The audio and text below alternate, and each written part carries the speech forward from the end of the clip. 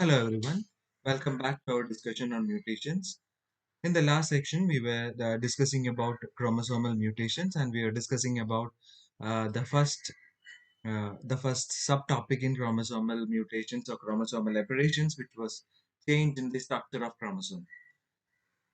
So, in the change in structure of chromosomes, we discussed how the changes in the structure, or what are the different types of structural changes that can cause mutation in chromosomes. In that, we discussed about what happens when a portion is deleted, what happens when a portion is duplicated, what happens when a portion of a chromosome is being inverted, and also we discussed about what happens when a portion or a fragment of another chromosome comes and binds to a particular chromosome, which is called as translocation. And we also discussed what are the consequences of such type of mutations. So now we are going to see the second type of chromosomal aberrations, and that is the change in number. So now we are going to see if what happens if the number of chromosomes increases or decreases. So it might be due to many reasons, and the consequences will be entirely different from what we discussed in the earlier session. So a change in the number of chromosomes, it includes, or it is collectively called as aberrant euploidy. So change in aberrant euploidy, we'll discuss the change in the whole uh, set of chromosomes. And in aberrant euploidy, we are going to discuss about monoploidy, diploidy, and polyploidy. So in the change in number of chromosomes, we'll first discuss about aberrant euploidy. And aberrant euploidy means it is a subsection of change in number of chromosomes, where the change in number is depending on the entire set. What happens if the entire chromosome doubles, or what happens if an entire set of chromosome is lost? So that is what we are going to discuss in what is called as aberrant euploidy. And in that, the three types are the monoploidy or haploidy, diploidy, and polyploidy. So the first one, that is, we'll discuss what is euploidy and the subsections. So organisms with the multiple of the basic chromosomal set. So basic chromosomal set is referred to as the genome, and that uh, the organisms with multiples of the basic chromosomal sets are referred to as euploid or euploidy. And whenever there is a change in this euploidy, that is what you see in a normal condition in an organism. For every organism, there is a chromosome number which is normal, or a chromosome set. We are talking about the sets of chromosome. So there are, if you take the example of humans, we are having two sets of chromosome, and that is normal. So what is abnormal in this, or what is abnormal from this euploidy, or what is aberrant euploidy in, if you take in the case of humans, is that if you're having rather than two sets, that means rather than 2n number of chromosome, which means 23 pairs. If you're having additional two more set, or additional one more set, or if there is a loss of half of the 23 pair, only you are having haploid number of chromosome. So such conditions are referred to as aberrant euploidy. So change from the basic set of chromosome, either it can increase or it can decrease, whatever it happens, and that change in the set is called as aberrant euploidy. So most of the eukaryotes, like plants, animals, and fungi, they either are haploid animals, or they are haploid, or they are diploid. So both this haploid and diploid states are considered to be normal euploids. Organisms with more or fewer than normal number of sets are called as aberrant euploid. That's what we discussed. So if you see this particular image which is given, so here I have given the normal, the karyotype of a normal. These are the chromosomes, photograph of the chromosomes of a normal male. So here you can see that every chromosome is represented twice. Okay, and in that particular case, you are having 23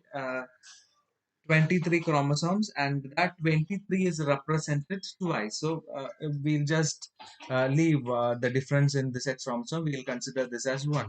So in this particular case, what happens is in the case of a normal human, the normal, so humans are diploid. As a result, each chromosome is represented twice. So mostly eukaryotic organism will be either diploid. Diploid in the sense every chromosome in the organisms will be represented twice, or there are normal organisms which are haploid. They lead their entire life as haploid organisms and their lower forms, etc. And such cases or such instances are referred to as normal euploids. And any change in this condition, so this is what is normal in the case of humans, and any change in this condition in the sense the entire set should change. For example, as I said, if a mutation has occurred, and what happens is every chromosome is represented only one by one of the homolog. So half of the entire set is lost. And you can take another condition where one more chromosome is added. Every chromosome is represented twice. So the examples you can see here. So this is clearly defined here. So if you take this as the normal one, that is being the diploid one. So this is what is called as the triploid one. Every chromosome is represented twice. Okay, so the in aberrant euploidy, the entire set changes. That means either the entire set is lost or the entire set is gained. So such differences in chromosome number with regard to the entire set of chromosomes is called as aberrant euploidy. So polyploids are individual organisms that have more than two sets of chromosomes. So if an organism is diploid, the normal condition is that organism will have two chromosomes each. And any change from that, it can be three, it can be four, it can be five. So whatever change happens in the entire set, that is more than two is called as polyploidy. So polyploidy can be 3n, as you see here, 3n, where every chromosome is represented twice. It can be 4n, every chromosome is represented 4 times. It can be 5n, 6n, etc. It can go on.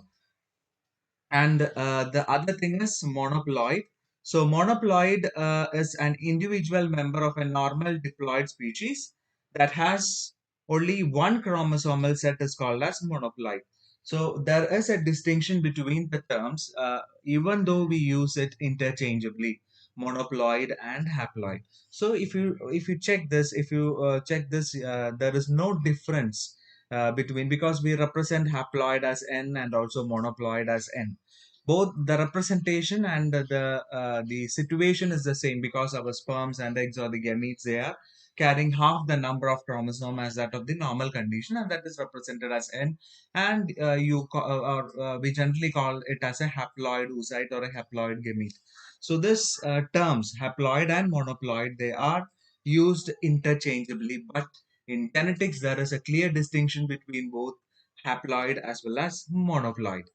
So first we will discuss what is monoploid. So a monoploid is an individual member of a normally diploid species that has only one chromosomal set. The example is the drones in the honeybee colony. So drones in the honeybee colony, usually we call them as I said, we call them as haploid, because the term is used interchangeably. So actually, the clear or the correct term that to define a drone in a honeybee colony is monoploid. It is because a monoploid is a condition where all other members, if all members of the honeybee colony were haploid, or by having half the set of, or only a single set, not half, only a single set of chromosomes. That means if in a particular group of organisms, for say, if we'll take the example of honeybee itself, in honeybee colony, if every individuals or every caste, for say, you can see the drones or the males, the workers and the queen, if all these were represented only by one set of chromosomes, Okay, only one set of, I didn't say it is half, only one set. That is their normal one. That is, it is represented only with one set of chromosome. Then that group can be called as haploid, or that individual organisms can be called as haploid. But in the present situation, the drones are having half the set of chromosome as the normal one. The normal ones are that of that we see in the workers as well as in the queen, where it is represented by two sets of chromosome, which is diploid. But when you come to drones, they are having only half.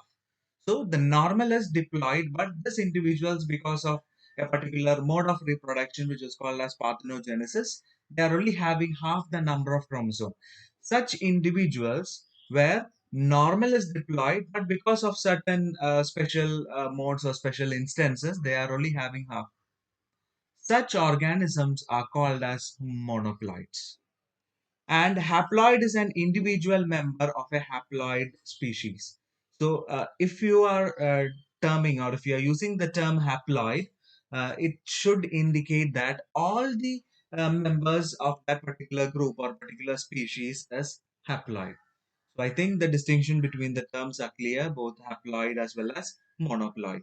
So if you call an organism as a monoploid, that organism will belong to a normal group, or a normal group of or a normal species, where they are having a normal set of chromosome, which is half of the said individual, half of the monoploid one.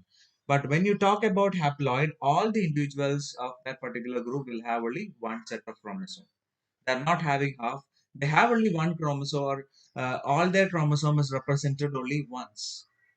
That means if an organism is having four chromosomes, if that organism is diploid, if you call that organism as diploid, it will have first chromosome 2, second chromosome 3, third chromosome 3, fourth chromosome 3. So total they are having 8. But if that organism is a haploid, it will have only four chromosomes. It is not just half. They are, all the organism is having only four chromosomes. So that is their chromosome number, and such organism should be referred to as haploid. But whenever an organism is having a chromosome number half of their normal one, okay, so queen and workers are having the normal set of chromosome, which is diploid, and drones, they also belong to the honeybees, or they are also the honeybees, but because they are having half, or they are only having a single set of chromosome as that of the normal ones, such individuals will be referred to as monoploids. So coming to polyploidy, so polyploidy, as we said, it can be greater than 2. That is greater than diploid, you call it as polyploid. It can be 3 and 4 and 5 and 6 and etc. So polyploidy is very common in plants, but very rarer in animals. Animals do have uh, polyploids, but it is very rare, and it is reported in reptiles. Mammals are higher versions of animals. Till reptiles, you can see this polyploidy in animals. But after that, in birds as well as in mammals, in all groups of mammals, polyploidy is less reported, or it is very, very rare. But it is very common in plants. So in aberrant euploids, there is always a correlation between the number of copies of the chromosome and the size of the organism. So please uh, take this point as an important one. That is, in we are now talking about plants. Don't consider this discussion which we are doing now is with regard to plants and not with animals. Because in the first point itself, we made it clear that polyploids are common in plants and not in animals. So, aberrant euploids, there is always a correlation between the number of copies of chromosome and the size of the organism.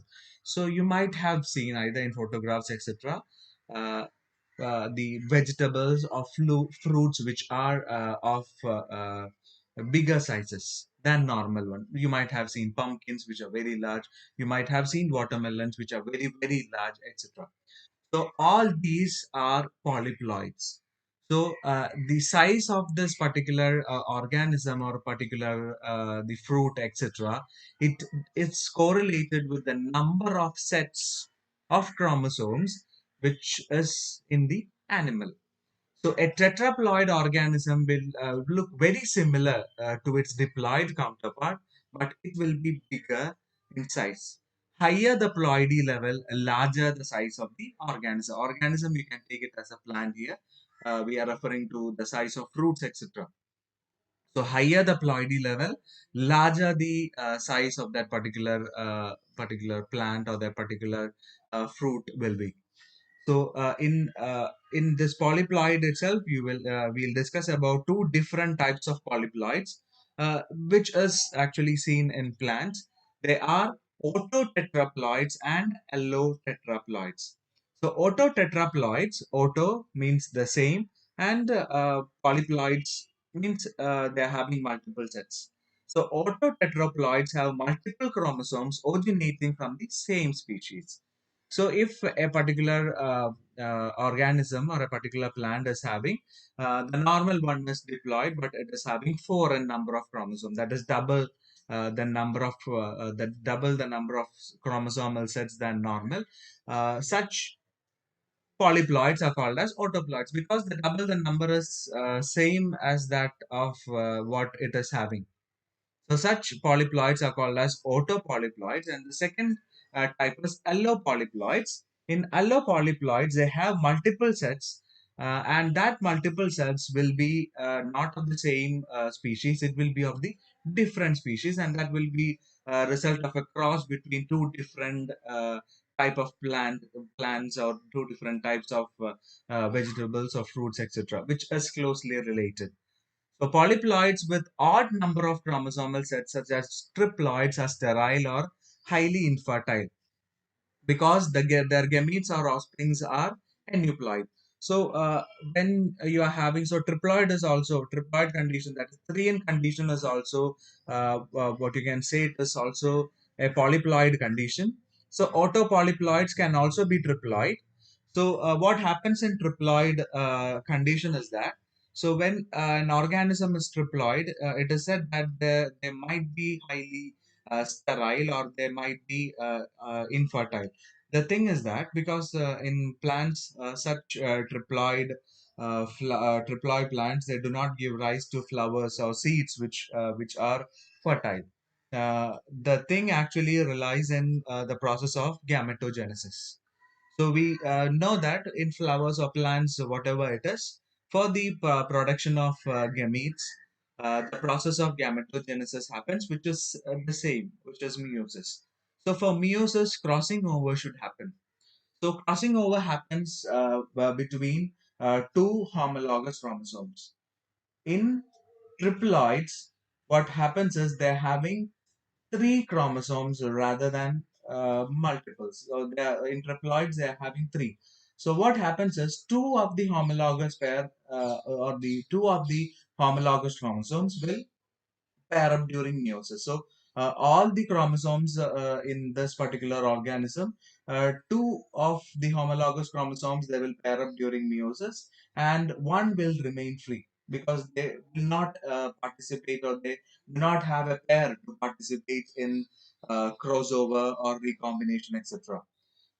And because of that, what happens is uh, when they are paired, when spindle fibers attach, as in normal meiosis, when they are paired, uh, each one from the pair will move to one pole.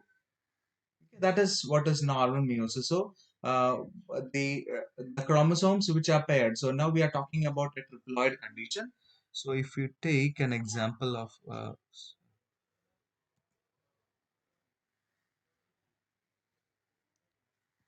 take an example, uh, I'm taking a cell which is having, for say, three sets of chromosomes, which is triploid. Okay, one is now paired, and the other one, because it is triploid, this is free. Okay, that is not taking part in what you say, the formation of. And I'm also drawing another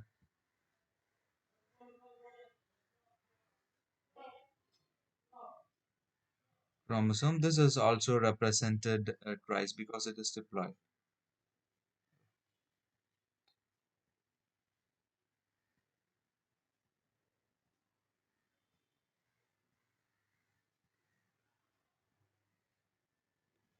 So here, this is also represented twice. Okay. So what happens in this case is that when they are paired, these will undergo crossing over and recombination. These two will undergo crossing over and recombination. As a result, when spindle fibers attached from opposite poles, uh, these chromosomes, okay, they will clearly get separated because they are paired when spindle fibers attached, as in normal meiosis. As we discussed in the first classes of sessions of genetics, we saw that the homologous pair, they will be separated and segregated into two different cells or two different gametes. But here the problem is with the other group of chromosomes where here you can see that. So I have not connected, even though there's here this is not connected. So what happens is, because they are not paired, sometimes this particular the chromosome will be attached by a spindle from this particular portion, and this can be also attached by a spindle from this portion. Okay, so what happens here is an unequal, so this is at random. You cannot say that if I have taken two and here one is going to one cell and the other is going to other cell. This can be random. It can also happen that these two may go to two cell, the other two cells will be a normal one. So here equal gametes are not produced.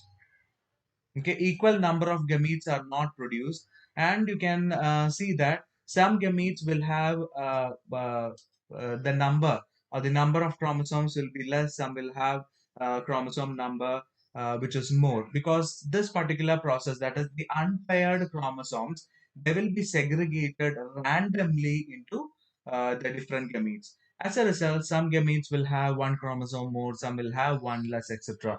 And such conditions are referred to as aneuploids, which we'll discuss in the next session. That is why it is said that the polyploids which are having odd number of chromosomes, okay, even number of, if a polyploid is having even number, for say if it is tetravalent, it is hexavalent, etc., that is 4 and 6 and etc., they in those, every chromosome in that is having a chance to pair up, and if they pair up, they will be segregated into two different cells, so that the polyploid condition will be can be passed on to the next generation and further. But if it is a polyploid with odd number of chromosomes, they are usually sterile, and that is because of this particular case, and that is because the odd pair, so even pairs usually they undergo crossing over. They will be segregated as normal meiosis, but the odd number, or the odd number of chromosomal set, they will be segregated at random, and that will result in aneuploidy. Random in the sense, for say, if you are having four chromosomes, or we are considering a triploid with four chromosomes, that means each chromosome is represented twice. So two chromosomes, they segregate normally. For say the first chromosome moves to one cell. So that means the first chromosome in one gamete is represented twice.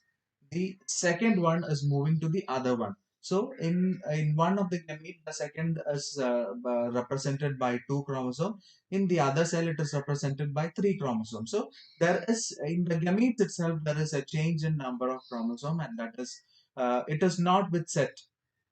It does not change in the entire set, because we saw that the first chromosome is represented twice, the second chromosome will be represented by two, the third chromosome may also be represented by two, because of this random segregation of the odd pair of chromosome.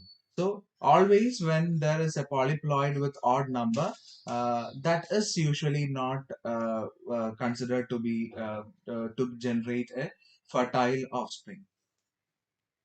So that's with polyploids, and with triploids.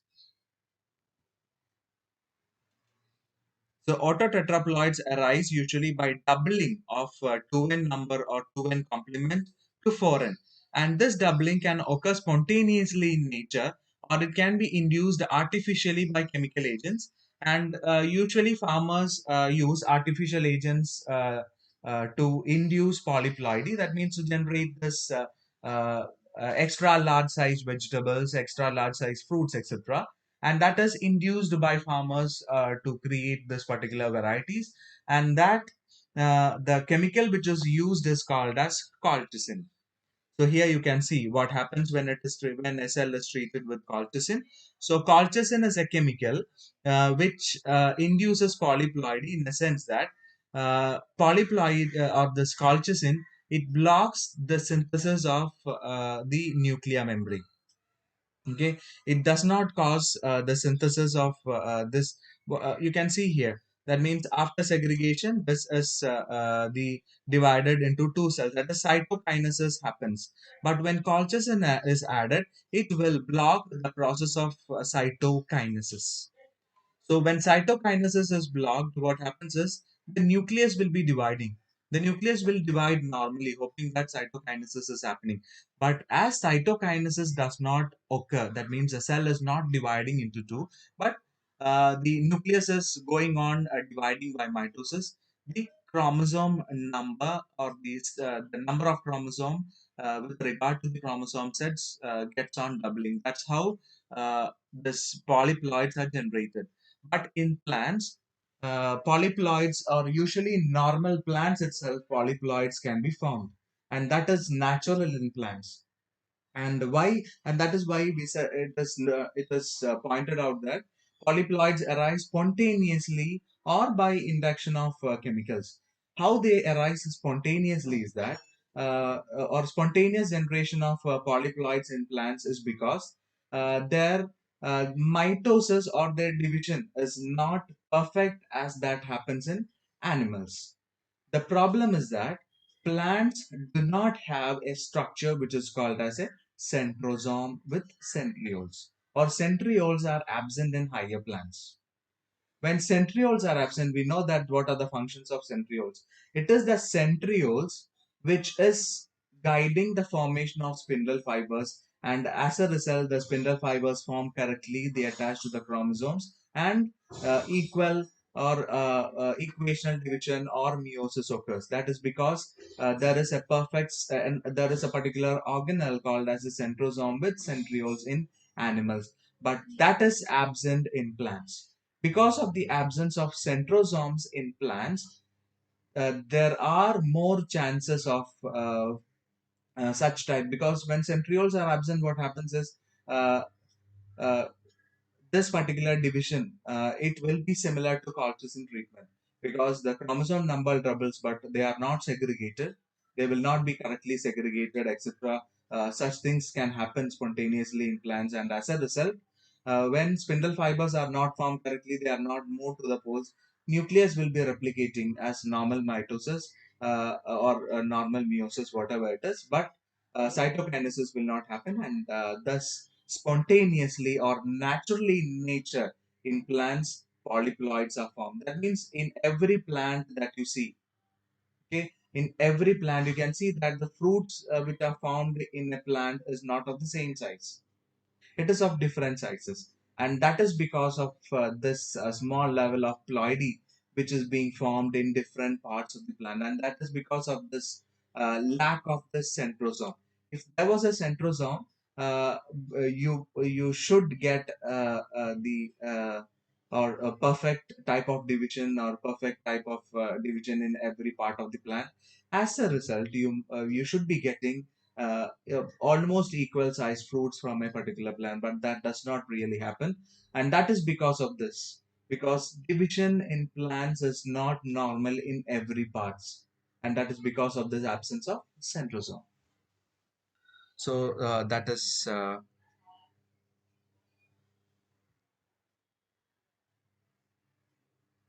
with polyploids, and you can see that what colchicine does.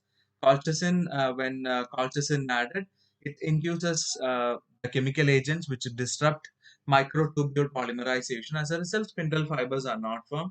when spindle fibers are not formed, cytokinesis or the chromosomes does not move to the poles. When chromosome does not move to the pole, cytokinesis will be blocked. And when cytokinesis is blocked, nucleus will be moving on dividing without cytokinesis generating polyploids. So all and allo coming to so we were talking about autopolyploid. Coming to allo polyploid is a plant that is a hybrid of two or more species containing two or more copies of the each of the input genes. And the first allo tetraploid which was produced was these are artificially generated. These are not natural. All allo tetraploids are artificially produced because they are hybrids. And the first artificial allotetraploid is Raphano brassica, which is a hybrid of cabbage, which is brassica, and radish, which is Raphanus. So here they belong to similar or related species. That's why you get such a thing which is called as Raphano brassica, which is having the root of a radish and the leaves of a cabbage, so that both can be used. So in one plant you get the leaves which can be used as a cabbage and the root which is in the form of radish. So each of the two species, that means both cabbage as well as radish, is having 18 chromosome. So what they usually do is they collect the pollen from one and uh, the ova from the other one, and they cross fertilize them. So when they are having 18 chromosomes each, that means 2n of the first one for cabbage and 2n of the second one, which is for radish, is 18, and their gametes will be containing 9 chromosomes, which is the haploid one. And the species are closely related enough for intercrossing. So this happens in plants and rare in animals. And fusion of this N1 and N2 gametes produce viable hybrid progeny individuals of the constitution where N1 plus N2 is 18. Okay, so viable offsprings are produced and they will germinate, and you get a particular plant which is called as Raphano brassica. So, however, this hybrid is functionally sterile. So, why this is sterile is because nine of because they are also having 18, they are also having the chromosome number 18, but of this 18, 9 is from cabbage and 9 is from radish, so that they are not homologous. They are related, but they are not homologous. And such chromosomes are also termed by or also called by another term. They are called as homeologous chromosomes. Means they are the chromosomes of related species. Okay, one is cabbage and the other one is a radish. So because of that, they will not form synapses or crossover, etc. As a result, they cannot produce functional gametes. So eventually, one part of the hybrid plant produce that means normally when in the first case, that means after cross fertilizing and after germinating, uh, in the first instances you will not get fertile seeds from that, because there is no gametogenesis happening, because half is of one plant and half is of the other plant, they cannot cross over. But as we said, because in plants uh, there is the lack of centrosomes, in some parts of this particular plant itself, spontaneous polyploidy can form, or spontaneous polyploidy can result. So in normal cases, a flower will not be formed because gametes is not there. Gametes is not formed functionally. As a result, usually this particular plant does not produce flowers. But at some instances, in some parts of this plant, randomly flowers arise. And that is because of the spontaneous polyploidy, as we said, the lack of centrosomes. And in such cases, that is what is marked highlighted here. One part of the hybrid plant produced some seeds or flowers. On planting, these seeds produced fertile individuals with, you see this, 36 chromosome. That is because doubling has happened in that particular area. So the normal chromosome number was 18, but what happened there was, without cytokinesis or without microtubule formation, the chromosome doubled. And as a result, 36 chromosome form. When there is 36, 36 means 18 will be from cabbage and 18 from radish. As a result, that they can undergo normal meiosis, pair up and undergo normal meiosis, etc. And all these individuals were alloploids, and they are apparently derived by accidental chromosomal doubling in the hybrid and in some region of the plant. And this kind of alloploid, which is sometimes referred to as double diploid. It is double of the diploid and also called as it is also called as amphiploids. So this is the one, the example of Raphano brassica. So you have gametes from Raphanus 18, from brassica. When you cross 9 9, you had a sterile hybrid. But because of spontaneous doubling, you are having, see the plant. When the chromosome number increases, the see the difference, the size difference. So this is what is called as uh, change in chromosome number, which is aberrant euploidy. Okay, the examples of aberrant euploidy, we discussed about monoploidy, polyploidy, and in polyploidy, we discussed about autoploidy and alloploidy. So with this, we come to the end of this session.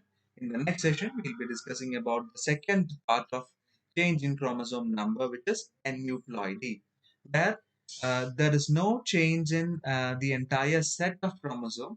There will be change in or change in chromosome number, which is either one of the chromosome will be added or one will be deleted, etc. So there is change in number.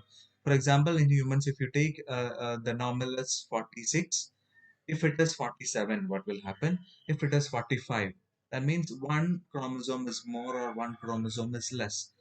The other one which we discussed in this particular session was increase in the number of sets. That means 46 to 92. Is that clear? So that is the difference between aberrant euploidy and aneuploidy. In aberrant euploidy, 46 will be converted to 92, and in aneuploidy, 46 can be converted either to 47 or 45. That is aneuploidy, and that will be discussed in the next session. Thanks for sharing.